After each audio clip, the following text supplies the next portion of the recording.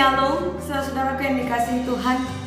Kembali kita berjumpa di dalam renungan minggu untuk minggu tanggal 5 Maret tahun 2023 yang menurut kalender gereja GBKP adalah Minggu Pasion yang ketiga atau yang dinamakan Minggu Reminiscere. Saudara yang dikasihi Tuhan, mari kita akan renungan firman Tuhan dan kita akan memperoleh hikmat dari Tuhan. Namun sebelum itu kita mari siapkan hati kita bersatu di dalam doa. Kita berdoa. Ya Allah Bapa kami, Bapa yang berkuasa atas kehidupan kami. Inilah hidup kami Tuhan, inilah diri kami. Kami mau diisi oleh firman-Mu. Kiranya berbicaralah Engkau melalui hamba-Mu, melalui media ini, sehingga kami terberkati dan bertambah hikmat kami.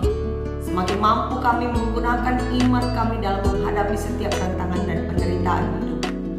Ke dalam tangan-Mu kami berserah Bapa. Biarlah Roh Kudus-Mu memimpin kami dari awal sampai akhir untuk merenungkan firman. Di dalam nama Yesus Kristus kami berdoa. Amin. Saudara dikasihi Tuhan, kita akan merenungkan firman Tuhan yang berlandaskan kitab Lukas. Mari kita baca Kitab Lukas pasal yang ke-18 ayat 31 sampai kepada ayat yang ke-34. Lukas 18 ayat 31 sampai ayat 34, demikianlah isinya. Pemberitahuan ketiga tentang penderitaan Yesus. Yesus memanggil ke-12 muridnya, lalu berkata kepada mereka, "Sekarang kita pergi ke Yerusalem, dan segala sesuatu yang ditulis oleh para nabi mengenai Anak Manusia akan digenapi. Sebab ia akan diserahkan kepada bangsa-bangsa yang tidak mengenal Allah, diolok-olokkan, dihina, dan diludahi. Dan mereka menyesah dan membunuh Dia, dan pada hari ketiga ia akan bangkit. Akan tetapi mereka sama sekali tidak mengerti semuanya itu. Arti perkataan itu tersembunyi bagi mereka, dan mereka tidak tahu apa yang dimaksudkan." Sampai demikian nats firman Tuhan yang akan kita renungkan dengan tema yakin teguh menghadapi penderitaan. Saudara-saudara yang dikasihi Tuhan, kembali kami menyapa kita semua. Shalom, salam damai sejahtera. Saudara yang dikasihi Tuhan, pernahkah saudara mendapatkan, memperoleh surat peringatan sebanyak 3 kali? Bagaimana ketika saudara mendapat surat peringatan sebanyak 3 kali? Biasanya mendapat surat peringatan pertama saja kita sudah deg-degan ya, mendebarkan sekali bagi orang-orang yang sehat cara berpikirnya. Apalagi surat peringatan kedua, tentu sudah cukup untuk membuat seseorang itu berubah harusnya. Apalagi kalau menerima surat peringatan yang ketiga. Surat peringatan yang ketiga tandanya sudah ada sanksi atau hukuman yang menanti karena dianggap orang tersebut sudah terlalu bebal. Ibarat surat peringatan ketiga, demikianlah para murid Tuhan Yesus di dalam menerima pemberitahuan Yesus akan kematiannya. Minggu ini kita kembali pada kisah pemberitahuan Yesus kepada murid-muridnya tentang apa yang akan menderanya. Tetapi apakah respon para murid? Saudara-saudara yang dikasihi Tuhan, di dalam pemberitahuan yang kedua pada minggu lalu, murid-murid Tuhan Yesus tidak mengerti sama sekali dan tidak berani bertanya tentang apa maksud dari perkataan dan pemberitahuan Tuhan Yesus. Dan ini kali ketiga, harusnya mereka semakin sadar kemana arah perkataan pembicaraan Tuhan Yesus. Namun apa yang terjadi? Lagi-lagi ternyata mereka tidak mengerti. Mereka tidak mengerti dan artinya pun tersembunyi bagi mereka. Apa sebabnya? Saudara yang dikasihi Tuhan, ketidakmengertian para murid tentu ini ada kaitannya dengan harapan, ya, dan juga kebutuhan mereka akan kehadiran Yesus sebagai Raja secara politis, seperti yang kita bahas dalam pembahasan firman Tuhan minggu lalu. Itu semua ada kaitannya dengan harapan dan impian mereka dimerdekakan. Namun kali ini nampaknya ada sisi lain yang membuat mereka tidak juga mengerti meski sudah 3 kali diberitahu oleh Tuhan Yesus. Sisi keilahian dan kuasa Yesus yang nampak melalui berbagai tanda mujizat yang ia kerjakan memang tidak masuk di akal bila dikaitkan dengan kata-kata Tuhan Yesus bahwa anak manusia, yaitu dirinya, akan diolok-olok, akan dihina, akan diludahi, hingga akhirnya dibunuh. Ya. Tidak masuk akal bagi para murid. Karena Yesus membangkitkan orang mati saja sanggup. Mengapa dia membiarkan dirinya dibunuh? Siapakah yang bisa melawan Tuhan Yesus? Tetapi di samping hal itu, ada hal lain yang membuat murid-murid Tuhan Yesus dikatakan tidak mengerti sama sekali pada perkataan Yesus. Ketika itu, di dalam nats ini, Yesus memanggil ke-12 murid-muridnya dan mengarahkan mereka pergi ke Yerusalem bersama-sama dengan Yesus. Karena disitulah segala sesuatu yang ditulis oleh para nabi mengenai anak manusia akan digenapi, ayat 31. Lalu Tuhan Yesus mengungkapkan penderitaan yang akan dihadapi anak manusia, yaitu dirinya ada di Yerusalem. Artinya penyiksaan, penderitaan, bahkan kematian telah menantinya di depan mata mereka. Bisa kita bayangkan ya, bila kita ada di posisi Tuhan Yesus, kita tahu sebentar lagi kita akan dibunuh, kita akan disiksa, matinya mengenaskan. Masih bisakah kita bersikap tenang? Masih bisakah kita tidak menghindar sama sekali seperti yang dilakukan Tuhan Yesus? Saudaraku, Tuhan Yesus tahu bahwa sebentar lagi dia akan menghadapi kematian dengan cara disiksa. Yerusalem ibarat tempat pengirikan bagi domba yang akan disembelih. Perjalanannya menuju Yerusalem kali ini berarti membuat Yesus khususnya semakin dekat dengan Golgota atau kematian. Di Yerusalemlah berbagai penderitaan telah menanti Tuhan Yesus. Secara manusiawi tentu wajar untuk menghindar bila ada situasi yang tidak mengenakan seperti itu, apalagi sampai pada pembunuhan, kematian. Tetapi Tuhan Yesus tidak menghindar sama sekali. Meski tentu saja secara manusiawi ada rasa takut di dalam diri Yesus. Kita ingat waktu Yesus berdoa di Taman Getsemani, dikatakan di dalam Lukas 22 ayat 42 sampai 44, Yesus sangat ketakutan. Lalu dia berdoa, peluhnya menjadi seperti titik-titik darah yang bertetesan ke tanah. Yesus ketakutan, tetapi dia tidak lari. Dia tidak menjauh dari Yerusalem. Maka tampaknya Tuhan Yesus dengan sengaja membiarkan para murid itu tidak mengerti akan perkataannya. Yesus tahu bahwa murid-murid itu tidak mengerti, tidak paham. Tetapi Yesus tidak menjelaskannya secara gamblang dengan bahasa yang sederhana, yang mudah untuk dimengerti para murid, perihal apa yang akan dia alami, penyiksaan dan pembunuhan yang akan dialaminya. Mengapa? Mengapa Tuhan Yesus tidak menjelaskannya secara gamblang?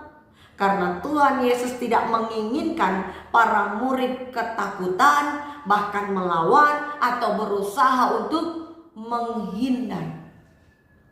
Yesus tidak sedang memprovokasi murid-muridnya untuk membentuk sebuah perlawanan layaknya perang untuk melindungi diri Yesus dari penyiksaan yang telah menanti. Karena Yesus tidak mau menghindar. Penderitaan itu ada di depan mata, tapi Tuhan Yesus tidak menghindar. Karena apa? Karena Ia tahu endingnya. Tujuan akhir dari penderitaan dan kematiannya adalah keselamatan. Sebab hanya melalui penderitaan dan kematiannya lah semua rancangan keselamatan dari Allah yang dinubuatkan Nabi Yesaya. Kalau kita baca Yesaya 50 ayat 6, Yesaya 53 dan seterusnya, itu akan digenapkan. Dan dari situlah dunia ini akan mengenal siapa Tuhan Yesus yang sebenarnya. Di mana setelah Ia mati, Ia akan bangkit kembali pada hari yang ketiga. Saudaraku yang dikasihi Tuhan, Yesus tahu bahwa murid-muridnya pun juga tidak akan luput dari penderitaan dan penyiksaan. Tetapi Tuhan Yesus tidak mau menakut-nakuti mereka. Itulah sebabnya peringatan Yesus akan kematiannya hanya sampai di situ. Dia seolah memakai bahasa kiasan, sehingga artinya tersembunyi bagi para murid. Berbagai penyiksaan, hinaan, dilodai, disesah, lalu kemudian dibunuh dengan cara disalibkan, itu semua akan dihadapi Tuhan Yesus. Dia sudah tahu itu, tetapi Ia yakin teguh untuk menghadapinya. Tak sedikit pun Ia berencana lari dari semuanya itu. Tidak seperti Yunus. Kalau kita baca Yunus 2 ayat 1 sampai yang ke-7 yang menjadi bacaan kita tahu bagaimana Yunus dalam menerima perintah Allah untuk pergi ke Niniwe memberitahukan peringatan dari Allah. Tetapi Yunus lari karena dia tahu endingnya, ujung-ujungnya Tuhan Allah pasti mengampuni orang-orang Niniwe. Allah pada akhirnya akan memberikan keselamatan bagi orang-orang Niniwe itu. Padahal Yunus di dalam hatinya tidak ingin melihat bangsa itu selamat. Karena sejarah yang ia tahu bahwa orang-orang Niniwe itu, orang-orang yang tidak mengenal Allah itu bertindak kejam, jahat kepada nenek moyang bangsa Yahudi zaman dahulu. Itulah sebabnya Yunus memilih untuk lari dari perintah Allah. Ketika dia bersiap lari ke Tarsis menaiki kapal, ternyata ada badai. Tidak ada yang bisa menolak rancangan Allah. Tidak ada yang bisa lari dari perintah Allah. Yunus berusaha melawan perintah Allah, tapi Allah menurunkan angin ribut ke laut, sehingga pada akhirnya Yunus dilemparkan oleh orang-orang yang ada di kapal. Namun bukan hukuman semata yang Tuhan Allah jatuhkan, karena Allah kemudian memakai ikan untuk menyelamatkan Yunus. Ia ditelan ikan yang besar, lalu dari dalam perut ikan Yunus pun berdoa. Dia menyadari kesalahannya. Dia menyadari ketidakberdayaannya melawan Allah. Saudara yang dikasihi Tuhan, apa pesan firman Tuhan kepada kita hari ini? Minggu ini adalah minggu Pasion yang ketiga, yang dinamakan Minggu Reminiscere, artinya ingatlah segala rahmat dan kasih setiamu ya Tuhan. Kita diajak untuk memaknai masa-masa di dalam kehidupan kita, ibaratnya masa-masa menuju Yerusalem, menuju penderitaan yang tak terhindarkan. Maka marilah kita meneladani keyakinan teguh Tuhan Yesus dalam menghadapi Yerusalemnya, dalam menghadapi penderitaan. Semua siap untuk dihadapinya. Dengan yakin dan percaya, Tuhan Yesus maju untuk menerima segala rancangan Allah. Dia percaya bahwa Tuhan Allah akan menyertainya. Demikian pula hendaknya kita. Di dalam menghadapi berbagai pencobaan penderitaan dalam hidup kita, yakin dan percayalah bahwa Tuhan senantiasa menyertai kita. Dalam ketakutan-ketakutan kita untuk menghadapi berbagai penderitaan, percayalah Tuhan ada beserta kita. Setiap penderitaan, pencobaan, dan permasalahan hidup akan ada endingnya, tujuan akhirnya, yang pastilah akan berujung pada keselamatan. Karena setiap kematian bagi orang percaya akan berujung pada kebangkitan. Maka apakah yang menjadi ketakutan kita? Yesus tidak menghindar dari Yerusalem, tempat ia akan menghadapi penderitaan. Padahal ia tahu di sana dia akan dibunuh, disiksa. Tetapi dia percaya bahwa melalui penderitaan, melalui penyiksaan dan kematiannya, hadirlah keselamatan bagi dunia. Jadi, saudara-saudara yang dikasihi Tuhan, mari hadapi setiap persoalan hidup dan penderitaan yang ada saat ini dengan iman percaya kita. Jangan jadi pecundang yang rela menjual imannya demi menyelamatkan diri dan menghindari penderitaan. Jangan jadi pecundang. Jangan jual imanmu hanya karena penderitaan. Kalau ada kita yang sampai saat ini belum mampu menerima penderitaan dalam mengikut Yesus, berarti kita belum memahami apa makna dan panggilan sebagai pengikut Kristus. Tuhan Yesus saja hadir di dunia, melakukan misi Allah, menghadapi penderitaan demi menyelamatkan dunia. Maka sebagai pengikut Kristus, kita juga harus siap menghadapi penderitaan. Karena melalui penderitaan kita akan semakin dekat dengan Allah, sehingga berujung pada keselamatan.